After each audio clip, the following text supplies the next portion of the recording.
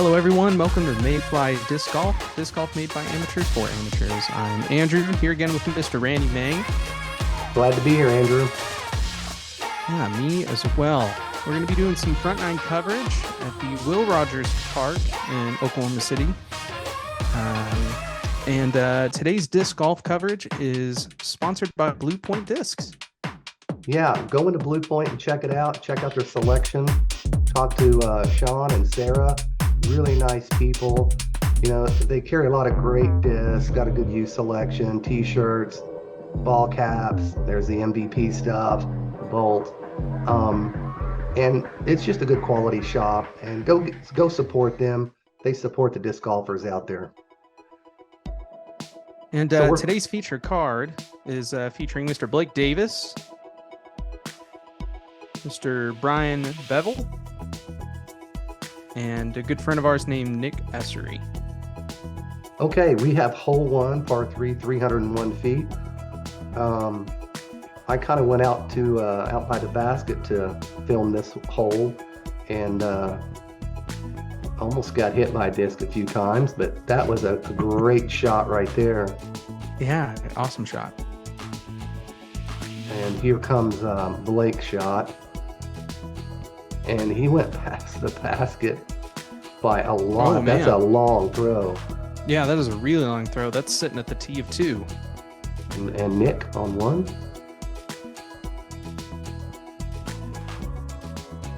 A little short there. Just a tad. Yeah, you can see they haven't mowed. So everything was just sticking when it hit the grass. Yeah. Yeah, there's, this disc golf course, it's so interesting because you'll get days where, it's well maintained, it's got nice cut grass and it's great, and other days where it's really long, so you kind of get to play in a different field every time you go. Yeah, but that's part of disc golf. You've got to play the ground how it is, so gotta adjust. Well, everyone leaving us off even.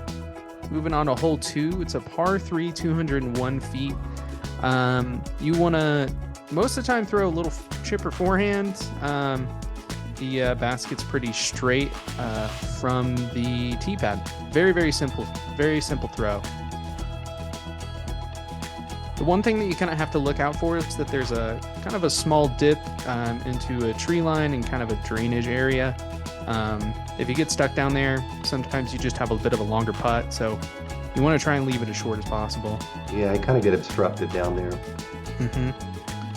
Which looks like most of the card is pushing a little bit to the right side of the basket, so we might see some of our that was a great shot by Brian.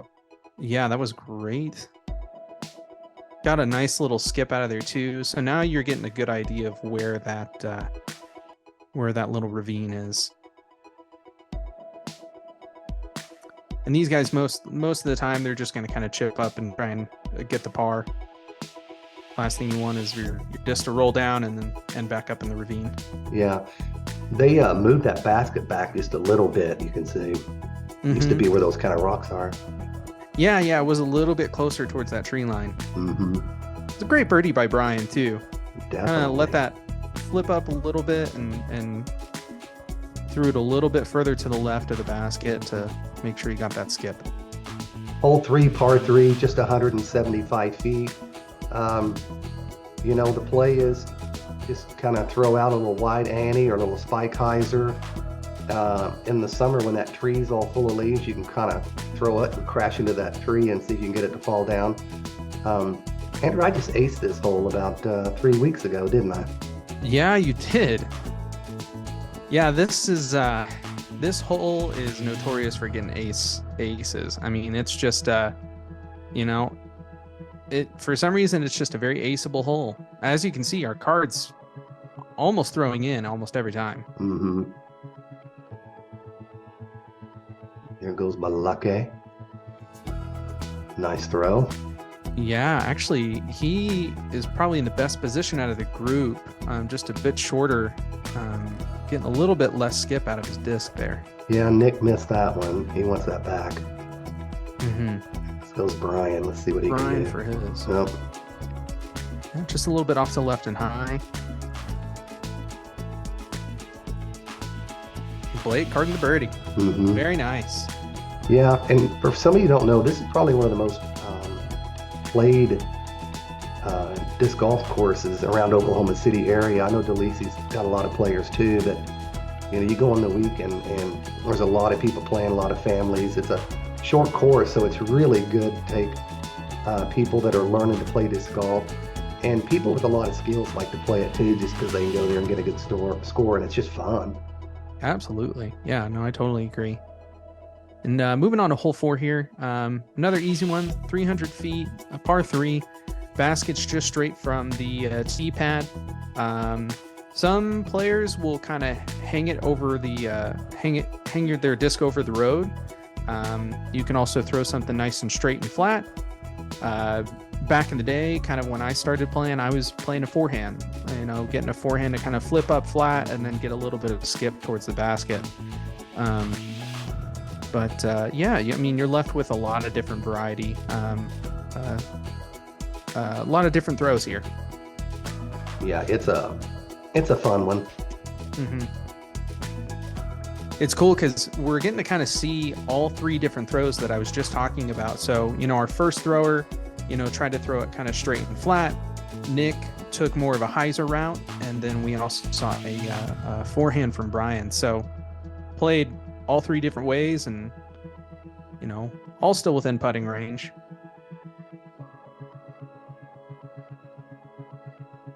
Now, I think in a tournament that road's probably OB, but when you're doing casual play and you're out having fun, I don't think that it really matters. Yeah. Last thing you want to do though is hit a car. So if you are playing this hole, wait for the cars to pass by and then take your throw. Yes, definitely. Yeah. Come on, Nick. There we go. Very nice. And Brian cleaning up. All right. Not bad from the card here. So this is hole 4. And you have to be careful down there because there are flying discs from hole 4. And here at hole 5, it's a par 3. It's 298 feet. This one's a little different from a hole 4. You can still manage to get a straight throw. There's a couple of trees that kind of get in the way of, a big hyzer. The trees on the left kind of stop a forehand throw. So you really want to try and keep something straight and flat if you can. I kind of lost that in the camera there a little bit. Yeah, the second tree from the right there is a Mando tree. It's there as a Mando because they don't want people hyzing around that tree and hitting those players over there on that tee pad. So, Yep. Try to keep your disc kind of in the center there. Yeah. That was a nice shot from Brian. Yeah, that was a great shot. Forehand, I think, is a great play here. Honestly, I think it shapes the fairway a little bit better than a backhand does. With the backhand, you're looking to kind of get something flat or, get some sort of flip up to flat and then let the disc ride. Whereas with a forehand, it's shaped well enough that, you don't have to worry about things. You can kind of throw something a little bit flat or maybe even a little bit anhyzer and then let the disc on the forehand, fade to its hyzer. Yeah. A little cleanup action here. Yeah. So hole 6 has always been a interesting one here at Will Rogers because the tee positions change depending on whoever changes them. It's kind of random. So a lot of the time you'll see the basket up here on it's an elevated basket on this mound of bricks. Pretty easy forehand. Backhand, you got to really get something turned over. Sometimes the basket position will actually be over to the left-hand side near the road. So you'll just want to keep that in mind as a player if you come out and play the Will Rogers course. If you don't see the basket up on the mound, up on the bricks, then your basket's over there to the left. And again, that same tree is a Mando for the same reason, not hitting players. It's funny. I took a picture of this, and Brian throws right around it. And of You course, gotta love we're not casual playing play. tournament stuff here, people, so it's fine. But they Gotta had, love casual play. yeah, they recently put that sign up. It hadn't been up there a long time. Well, and it makes sense. I mean, these tee pads and where the baskets are placed are really close to each other. So I think it makes a lot of sense to put in some mandatories to make sure that players are safe. You know, make sure that you're not getting, you know, even little kids or people out with dogs, you know, seeing people get hit with the disc because they were standing, you know, at one tee, you know, ready to play their hole. Yeah. They played this Kruger. hole well. They all Yeah, hard out on it. this for me is probably one of the easier holes on the course for sure. So I'm not surprised that these guys were able to do so well. Okay, we have hole 7, 43 feet, excuse me, up over this hill. You've kind of got to really follow that line of that hill with your disc so that you can get up there and try to get to that basket. I throw a big Anheuser and try to go in that way. Sometimes I'll clip one of those trees though, but Yeah. you can get there with a forehand too. Yeah, it looks like Blake kind of went for the Anheuser turnover shot, and Nick went for kind of a more straightforward backhand. Brian's going for the kind of forehand flex. It looks like most of these guys just kind of left it short of the hill. You know, I think, you know, this hole reads 240 feet, but I think with the hill and the elevation, it's probably closer to about 260, 270. So it's a little bit deceiving. And the guardian tree just right of the basket also, you know, does come into contention with some of the players. Yeah, it does. Brian just kind of throwing that over the basket, and Blake's got a long look here for birdie. And it looks like the card's just going to clean up another round of pars here. Mm-hmm. Who doesn't love a par? You know, par's great whenever you're not trying to get a birdie. Yeah. So good job, guys. Yeah. Hole 8 here. It's a par 3, 311 feet. Again, kind of a more straightforward. You've got a little bit of elevation that comes into play. The basket's, you know, down in elevation. So this is probably closer to about 300 feet. And it's just straight from the tee pad. Very straightforward throw. You want to keep something kind of low and flat. And, you know, just depending on what disc you pick and what disc you choose. Look at That was a Blake Parker. great shot from Blake. And so, Andrew, I was going to tell guys that Northeast Lions in Norman was the first course in the state of Oklahoma, built in 1976.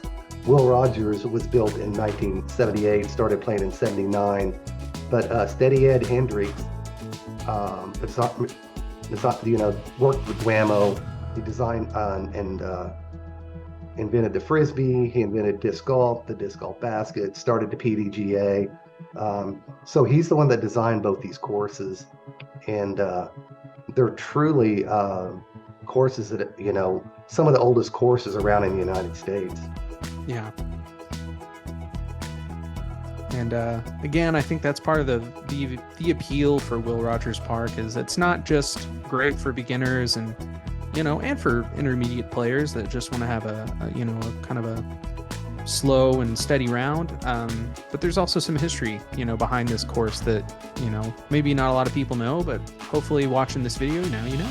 I played it when they opened it in 79. So hole 9, par 3, 252, basket right there by that tree, or it could be across the creek to the right on that little hill. But today that's where it's at. Just a nice smooth ante to get to the basket, or a big, you do probably a turnover. I do a hyzer. I mean, there's a lot of ways to get there with this hole.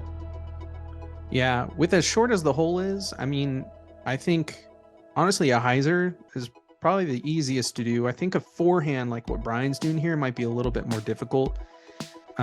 Definitely don't want to get caught in the kind of that electrical area over there that's No. fenced off. So I think most players, in this position are going to play just a very simple hyzer. As for the other position, if it's closer on the right side of this of that grate, most players are probably going to just try and throw something nice and flat and straight. Look at that. Nice. Excellent birdie from Blake. He was really hitting his lines today and his putts. Yeah. And Nick normally is on really Right. good, but we always talk all the time about you have good days and bad days in disc golf, and Yeah. Man. that's what's frustrating.